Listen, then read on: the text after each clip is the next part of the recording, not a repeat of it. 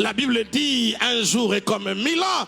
Donc la femme n'a pas bu l'eau 2 jours après. Il a fait, je crois, 345 jours d'eau qu'il a bu. Parce que nous ne sommes pas sur la terre. Un Américain ne parle pas français, il parle anglais, même s'il est au Congo. Donc si nous sommes sur terre, nous ne parlons pas la langue de la terre, nous parlons la langue de l'esprit. Et la langue de l'esprit, c'est le prophétique, c'est la loi de l'esprit qui prend le sens contraire. Nous sommes capables d'aller au nord en prenant la direction du sud. Parce que de toutes les façons, qui a dit que nord c'est nord, sud et sud, on peut aussi les changer. De toutes les façons, c'est un problème de convention de pouvoir. Et donc, la puissance que Dieu nous a donnée est telle que la Bible dit que l'on sache que tu es Dieu. En fait, on voulait dire ceci. Le prophète voulait dire ceci. Que l'on sache que de tous ceux qui sont ici, toi, tu es différent.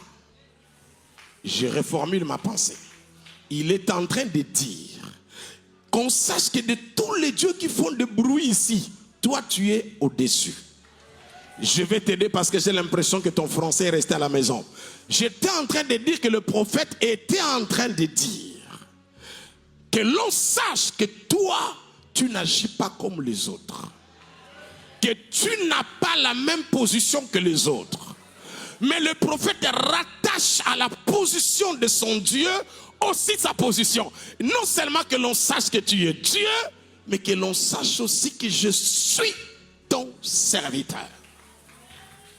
Donc en parlant de la prééminence en termes de position de Jésus, nous sommes, je voulais dire, scellés et collés à ce personnage puissant qui est Christ Jésus. C'est pourquoi nous allons chanter ces cantiques. Il est né au 1er siècle. Au fait, ce n'est pas un cantique, c'est une déclaration. Et pendant ce moment, j'aimerais que tu te connectes à une autre dimension de l'esprit, parce qu'aujourd'hui, je vais juste introduire la pensée et quelque chose va se passer. N'oublie jamais que derrière chaque thème se trouve le germe de l'accomplissement de ce thème. Parlant de la prééminence, au fait, Dieu est en train de vouloir seulement dire que je suis venu signer l'ordonnance qui va faire à ce que la position du leadership qui est logée dans ta vie prenne forme et intervienne d'une manière particulière.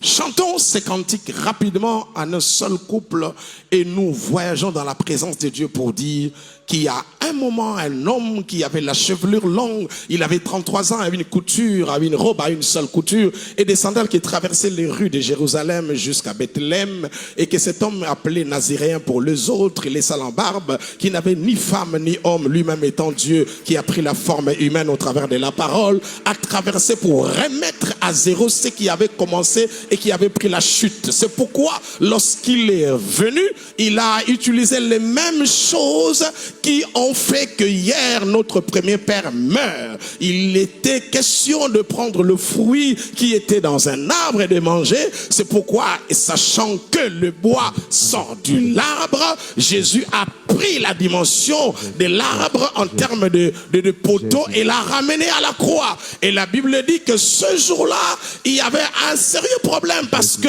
cet arbre était dans un jardin. C'est pourquoi aussi sa tombe était dans un jardin. Il a fait les simulations. Et la Bible dit, on a écrit, il a dit qu'il est Dieu. Mais au commencement, la Bible déclare, Dieu créa les cieux et la terre. C'est pourquoi quand il est venu à la croix, il a expiré en disant, je remonte mon esprit. C'est parce que là, il avait un soufflet dans l'homme et il est devenu un être vivant. Et l'âme était partie, il revient pour le remettre sur terre. Et comme Jésus, Dieu ne voulait pas que Jésus puisse ne pas comprendre la douleur, il a fait que son père soit menuisier pour que Jésus apprenne les clous et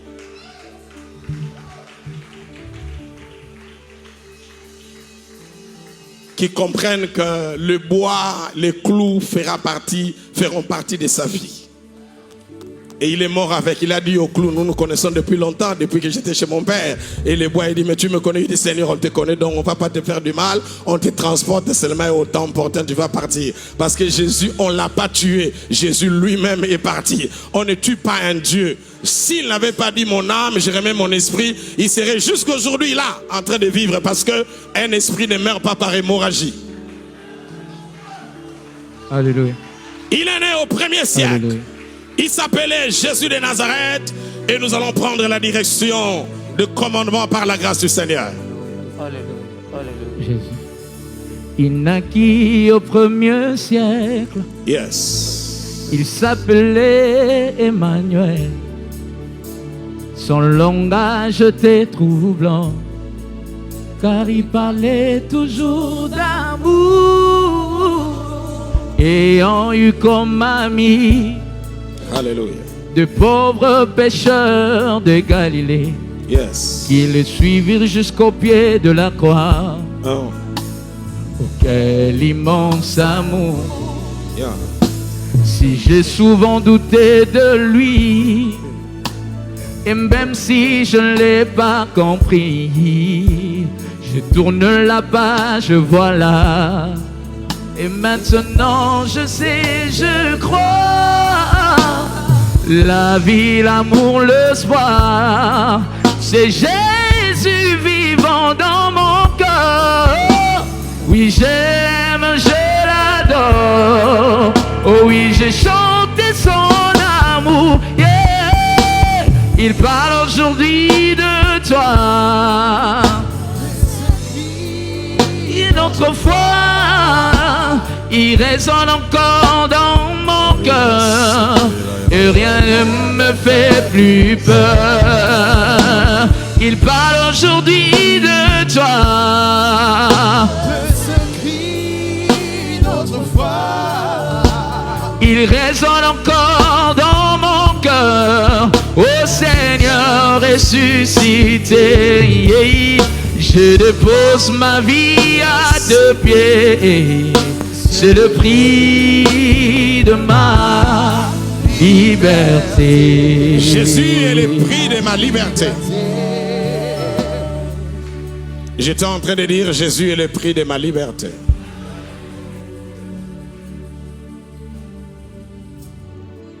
Garde la main droite, lève-moi là où tu es.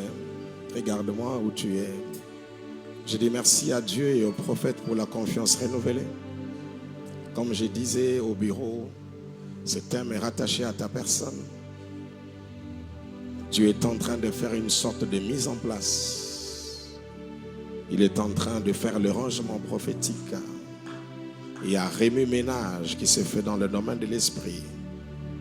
Et la prééminence, aujourd'hui nous introduisons dans la dimension de la royauté, sera collée à toi jusqu'à ce que Jésus revienne.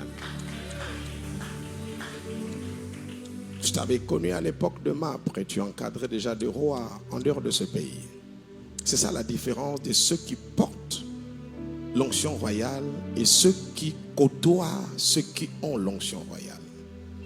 Tous ceux qui sont dans l'avion voyagent, mais tous ceux qui sont dans l'avion ne sont pas forcément des voyageurs.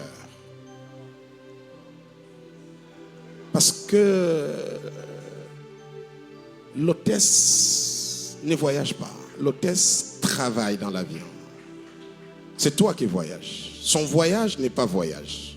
C'est ton voyage qui est un voyage. Lui, son voyage est un travail. C'est pourquoi il ne dira pas « je suis arrivé ». C'est toi qui diras « je suis arrivé ».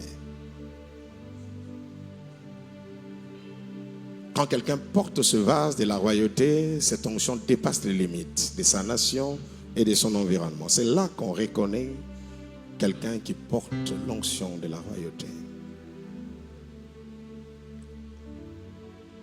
Et tu verras ces choses s'accomplir littéralement d'une manière particulière. Et Dieu a sélectionné ici des personnes qui vont être commandées par sa puissance.